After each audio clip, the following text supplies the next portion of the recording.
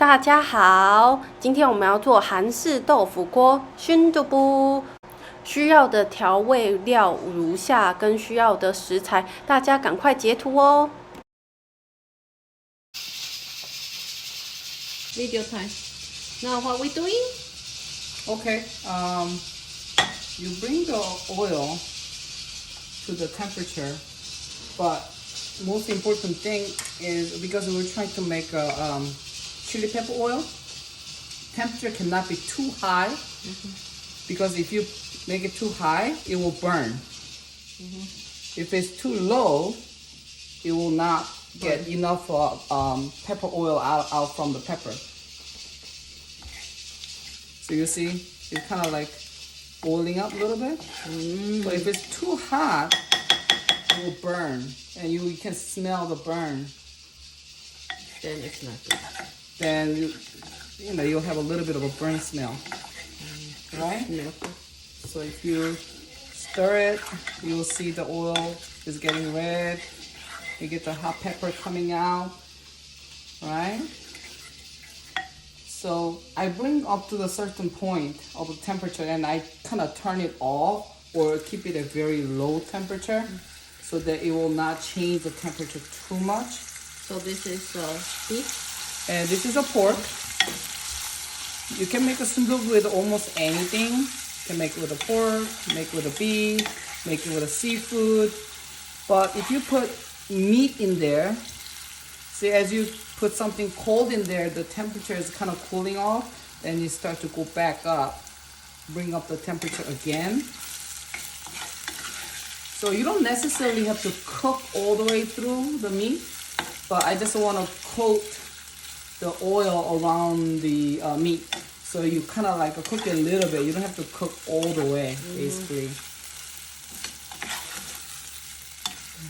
See, as long as it's kind of like cooked outside a little bit, and that's good enough, right?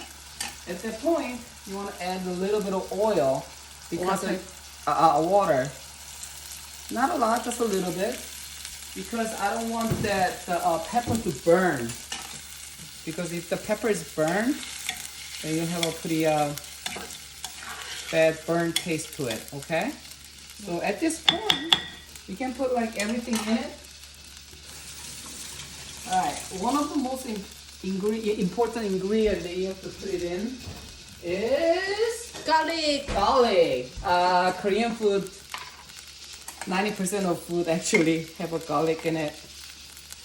Another thing about Korean food, when mom teaches daughter or whoever, they never really measures it. They say it's just enough. Put enough garlic. It's always just enough. Alright. And then you can put the vegetable. Now the good vegetable to put it in usually is onion. You want to cut the vegetable the uniform size together. And I have today zucchini from our own garden. Yes. Now zucchini, it seems a lot right now, but because it will kind of like shrink a lot, so it will not be that bad. And mix it up some. And you can make the temperature a little bit higher. This is our chef today. Jordan Kim입니다. Sundubu is very easy to cook once you know how to cook it one time, but it's very delicious, and it's pretty tasty, and a lot of people likes it. Okay, now one, you don't have to use it, but What's that? Can you show us the bottle? this will be good. Now this could be anything. This one is actually anchovy sauce. Anchovy. You can use it with a regular fish sauce too. It has a very similar taste to it. It depends on like how much it tastes you like this. Some people do not like this taste, then you put like half spoon. If you like the taste, you put 2 spoons. So our family is pretty very what's the word? Not particular about the taste. They like anything that I cook. Yes. And then sundubu. So I suggest there's a rectangular one and they got a tube one, right? There's a sundubu, right? The tube one actually is a lot softer. Okay. This is the one Just use I some like softer to. tofu. Yeah, soft tofu, but if you can get sundubu one, so you just cut it. For sure, Taiwan don't sell particular sundubu. Yeah, so you see it's a very silky, soft, right? This one, I'll just cut it through.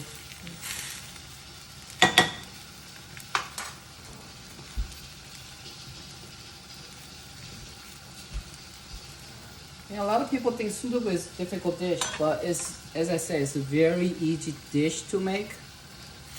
Like, maybe difficult first time, but once you master it. Now you notice that I don't put a lot of water in there because a lot of things like a vegetable, the water will come out. Sundubu itself, some water will come out. See, only I put a little bit of water, but it's already looking pretty nice. You can put green onion kind of at last, but it doesn't really matter. Like green onion also shrinks a lot, so I'll say put more than you think it should be.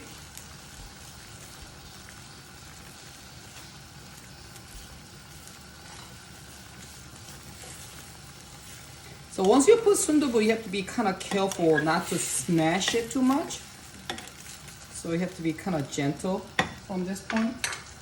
Alright, and I'm gonna put the lid over here. Now, unless you have you're allergic to seafood, I'll suggest you put shrimp or clam.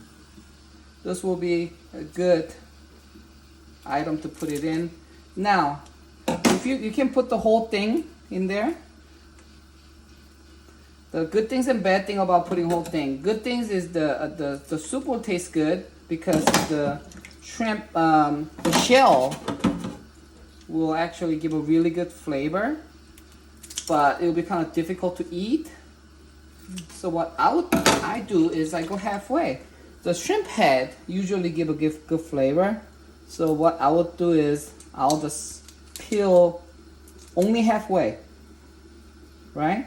So that I go half and half.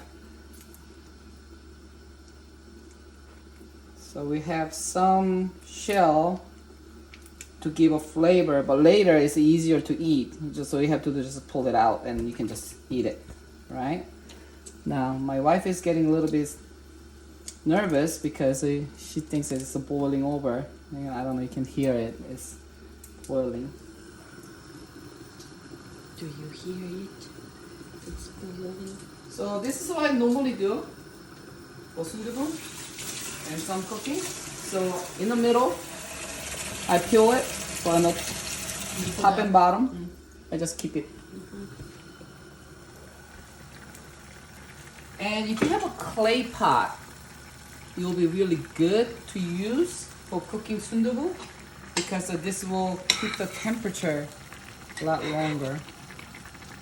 Now, if you like to make it spicier or make it look spicier, you can also add extra pepper if you like a little bit at the during the cooking. But most of the taste, if you put pepper later, you're not gonna be. It's gonna be more of a color than anything else. All the taste will come from hot oil that I made at the beginning. So let's say if you're cooking sundubu a lot, you can skip the first part by just cooking a lot of hot oil, and every time you just put the hot oil in and then start cooking the meat right away. So you don't have to go through this all the time if you cook a lot. But let's say if you're selling this at the restaurant, that's what you will do. Now, The reason that I put the fish oil fish sauce first because those fish sauce is salty, right? But it's not going to be salty enough actually. So at this point,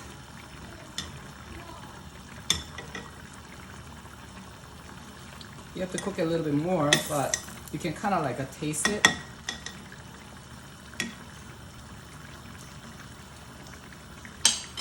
Not salty enough, definitely. So you'll add some salt.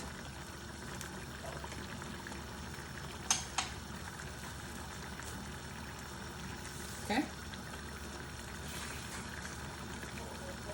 If you know anything about Korean cooking, if you add the salt now, you need to taste a little bit later because it takes a little bit time to go through the soup.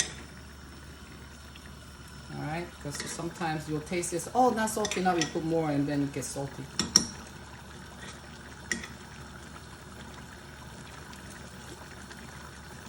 Need a little bit more. Now, you can make this with a mushroom. You can put a whole bunch of a mushroom. And this salt is really to your taste. Some people like it a little bit salty, like me. Some people don't like it salty. Right? See, already looking very good. Right? And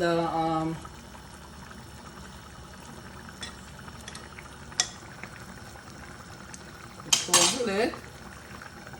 And you cook it a little bit longer. It's almost done actually. And I'll put away my stuff.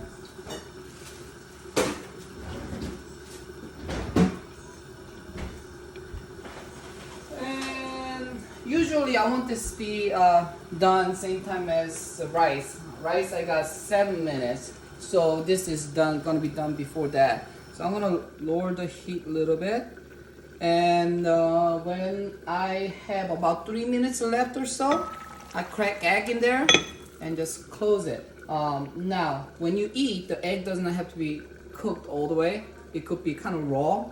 Then right before you eat it, you just crack it and just mix it, and it will be cooked because this is a clay pot, and you will keep it hot. Okay. Okay. So this is it. It's all done. Okay.